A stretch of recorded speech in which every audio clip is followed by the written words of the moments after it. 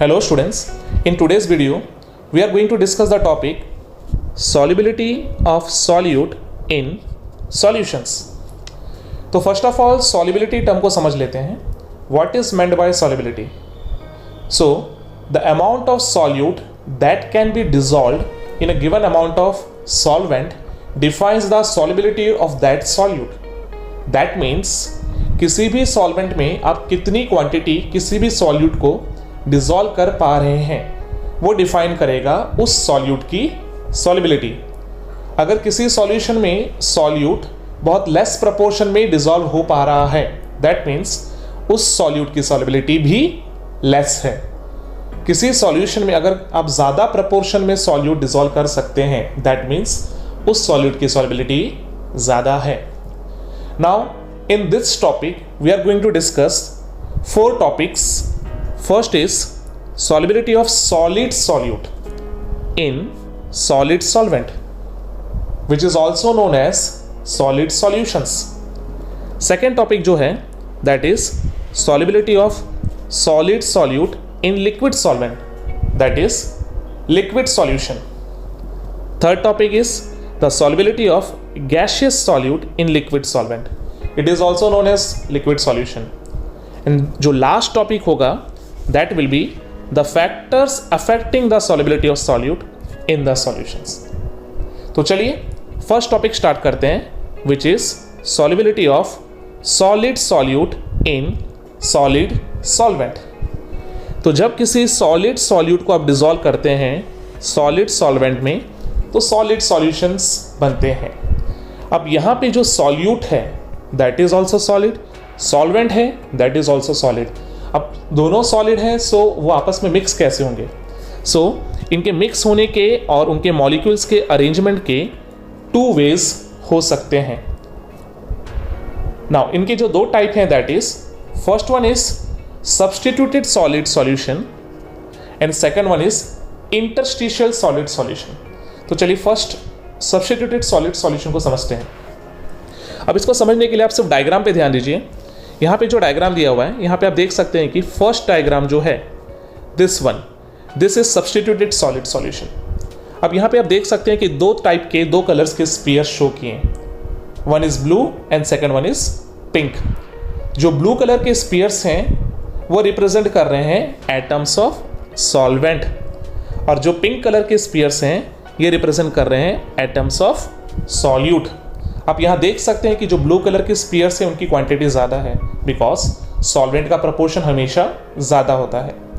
Pink colour की जो spheres हैं वो लेस क्वांटिटी में है बिकॉज सॉल्यूट का प्रपोर्शन हमेशा कम होता है. अब ये जो टाइप ऑफ सॉल्यूशन है इसे सब्स्टिट्यूटेड सॉलिड सॉल्यूशन क्यों बुलाते हैं? What is meant by substituted? तो सब्स्टिट्यूशन का मतलब होता है जब किसी एक टाइप के एटम्स को दूसरे टाइप वाला एटम रिप्लेस करेगा, सब्स्टिट्यूट करेगा. आप इस डायग्राम में आप देख सकते हैं कि इन पोजीशंस पे जहाँ पे पिंक एटम्स प्रेजेंट हैं वहाँ एक्चुअली ब्लू एटम्स होने चाहिए थे. तो दैट मीन्स ब्लू एटम्स को सब्स्टिट्यूट करके पिंक एटम्स ने अपनी पोजीशंस गेन की है. तो इसलिए इसे हम सब्स्टिट्यूट सॉलिड सॉल्यूशन बुलाते हैं. अब ये कहाँ पॉसिबल है? तो ये पॉसिबल होता है ऐसे सॉल्यूशंस के अंदर जहाँ पे size of solid solute and solid solvent दोनों ऑलमोस्ट सेम होते हैं. अब क्योंकि दोनों एटम्स की साइज सेम है और एटम्स के बीच की जो स्पेस है जिसे हम लोग वॉइड बोलते हैं ये काफ़ी स्मॉल है. तो इसलिए जब सॉल्यूट एटम्स को सॉल्वेंट के साथ मिक्स होना होता है तो उनके पास एक ही ऑप्शन है, वो सॉल्वेंट के एटम्स को सब्स्टिट्यूट करके अपनी पोजीशंस गेन करते हैं. और ऐसे अरेंजमेंट से जो सॉल्यूशंस बनते हैं उन्हें हम लोग सब्स्टिट्यूटेड सॉलिड सॉल्यूशंस बुलाते हैं.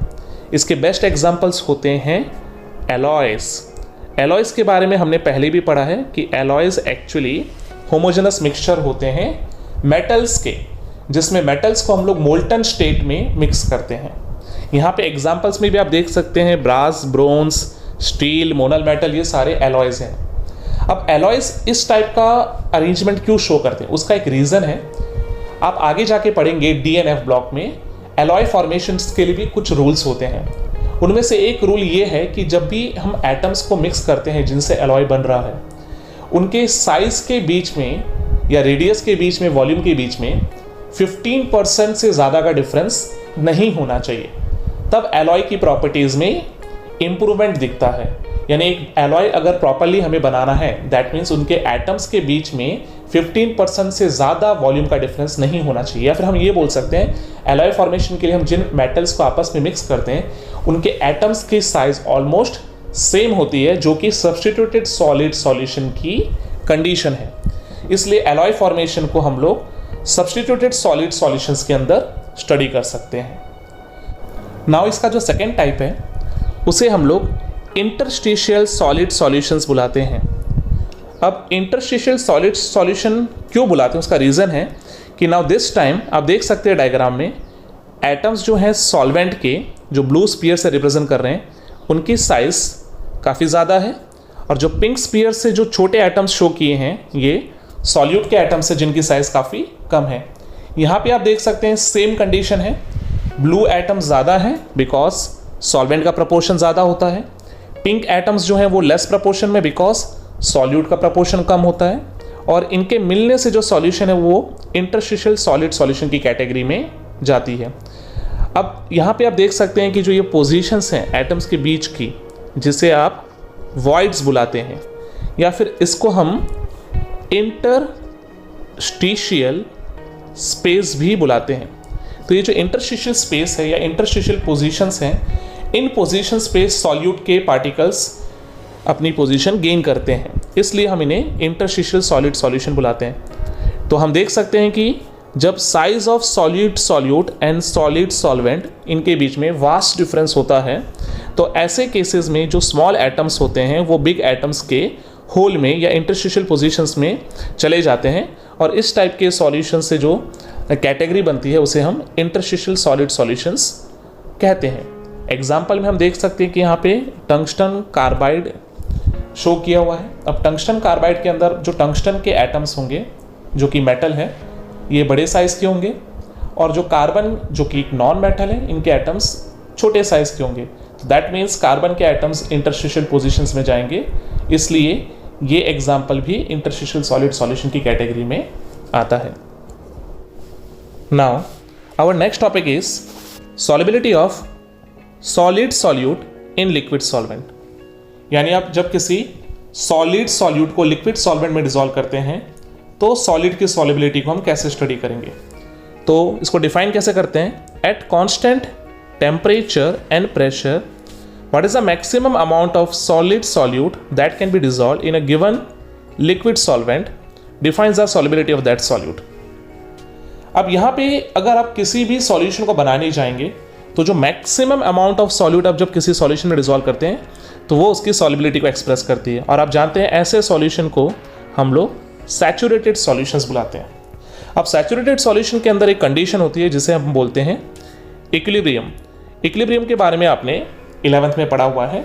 किसी सॉलिड सॉल्यूट को लिक्विड सॉल्वेंट में जब आप डिसॉल्व करते हैं तो लिक्विड सॉल्यूशन बनता है, और जब आपने मैक्सिमम अमाउंट में सॉल्यूट डिसॉल्व कर दिया है यानी सॉल्यूशन सैचुरेटेड बन चुका है, ऐसे केस में एक इक्विलिब्रियम बन जाता है जो कि डायनामिक नेचर शो करता है।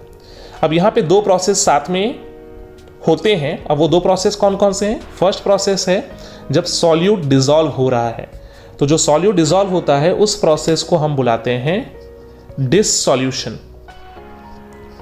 इस प्रोसेस के अंदर हमारा सॉल्यूट सॉल्वेंट में मिक्स हो जाता है, और जब आपने ऐसे सैचुरेटेड सॉल्यूशन में एक्स्ट्रा सॉल्यूट ऐड करने की कोशिश की, तब क्या होता है, जो भी आपने सॉल्यूट एक्स्ट्रा ऐड किया वो जाके ऑलरेडी जो डिसॉल्व्ड सॉल्यूट के पार्टिकल्स हैं उनके साथ कोलिजन करती है, जिस कारण से जो ऑलरेडी डिसॉल्व्ड सॉल्यूट पार्टिकल्स हैं उनका प्रेसिपिटेशन स्टार्ट हो जाता है, वो सेटल डाउन हो जाते हैं। That process is known as crystallisation. यानी एक सैचुरेटेड सॉल्यूशन के अंदर जिसमें डायनामिक इक्विलिब्रियम स्टैब्लिश हो चुका है, यहाँ दो प्रोसेसेस हो सकते हैं। जो पहला प्रोसेस है जिससे सॉल्यूट सॉल्वेंट में डिसॉल्व हुआ, दैट प्रोसेस इज डिससॉल्यूशन। और जब आपने एक्स्ट्रा सॉल्यूट ऐड किया जिसके कारण जो ऑलरेडी डिसॉल्व्ड सॉल्यूट हैं उनका प्रेसिपिटेशन होना स्टार्ट हुआ, दैट प्रोसेस इज क्रिस्टलाइजेशन। और ये दोनों प्रोसेस एक डायनामिक इक्विलिब्रियम वाले सॉल्यूशन के अंदर एग्जिस्ट करते हैं। अब किसी भी सॉल्यूशंस की अगर हम बात करें तो उसका एक ही रूल है जिसे हम बोलते हैं लाइक डिसॉल्व्स लाइक। ये हमने पहले भी पढ़ा है। फॉर एग्जाम्पल, हमें पता है कि पोलार सॉल्यूट्स पोलार सॉल्वेंट्स में इजिली डिसॉल्व होंगे। Similarly non polar solutes non polar solvents में डिसॉल्व होंगे। फॉर एग्जाम्पल, आयनिक सॉल्यूट्स जो होते हैं जैसे कि सॉल्ट्स है हमारे NaCl, KCl, ये पोलार हैं, दैट्स वाई ये पोलार सॉल्वेंट्स जैसे कि वाटर में इजिली डिसॉल्व होते हैं। लेकिन अगर हम इन्हें बेंजीन, कार्बन टेट्राक्लोराइड, अल्कोहल जैसे नॉन पोलार सॉल्वेंट्स में यानी ऑर्गेनिक सॉल्वेंट्स में डिसॉल्व करने की कोशिश करेंगे तो they will be insoluble. Similarly जो नॉन आयनिक कंपाउंड्स होते हैं, ऑर्गेनिक कंपाउंड्स होते हैं या नॉन पोलार कंपाउंड्स होते हैं जैसे कि नेप्थलीन है या फिर एंथ्रासीन है, इन्हें हम चाहें तो बेंजीन के अंदर ईजिली डिसॉल्व कर सकते हैं जो कि एक नॉन पोलार सॉल्वेंट है। लेकिन अगर हम नेप्थलीन या फिर एंथ्रासीन जैसे नॉन पोलार सॉल्यूट्स को वाटर में डिसॉल्व करने जाएं तो सॉल्यूशन नहीं बनेगा। तो सिंपल सा रूल है, like dissolves like, that means polar solutes को आप पोलार सॉल्वेंट में डिसॉल्व कर सकते हैं एंड नॉन पोलार सॉल्यूट्स को नॉन पोलार सॉल्वेंट्स में डिसॉल्व कर सकते हैं। नाउ अब जब आपने सॉल्यूशन बना लिया, इनमें कौन कौन से फैक्टर्स ऐसे हैं जो सॉल्यूशन की सॉल्युबिलिटी को अफेक्ट कर सकते हैं? तो इसमें जो पहला फैक्टर जो है वो है इफेक्ट ऑफ टेम्परेचर। टेम्परेचर कैसे सॉल्युबिलिटी को अफेक्ट करता है? तो जनरली हमारा जो सॉलिड प्लस लिक्विड का कॉम्बिनेशन है जिसमें सॉलिड होता है, लिक्विड सॉल्वेंट होता है, ऐसे टाइप के सॉल्यूशंस जो होते हैं ये एंडोथर्मिक प्रोसेस शो करते हैं ड्यूरिंग डिसॉल्यूशन।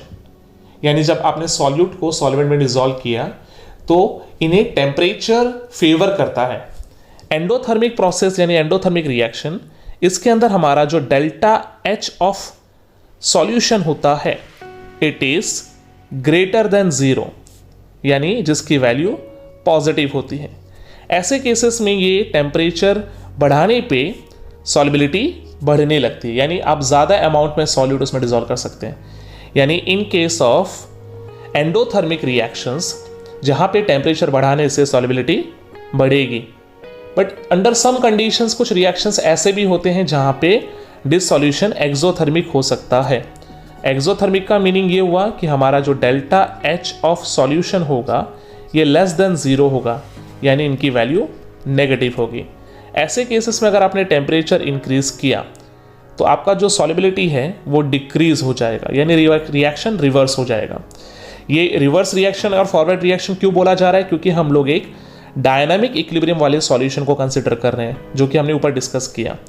यानी ऐसा सॉल्यूशन जो ऑलरेडी सैचुरेटेड है, ऐसे सैचुरेटेड सॉल्यूशन जिसके अंदर already maximum amount of solute present है, अगर आप उसका टेम्परेचर बढ़ाते हैं तो उस सॉल्यूशन के अंदर सॉल्युबिलिटी बढ़ेगी। दैट मीन्स आप और एक्स्ट्रा सॉल्यूट उसमें डिसॉल्व कर सकते हैं।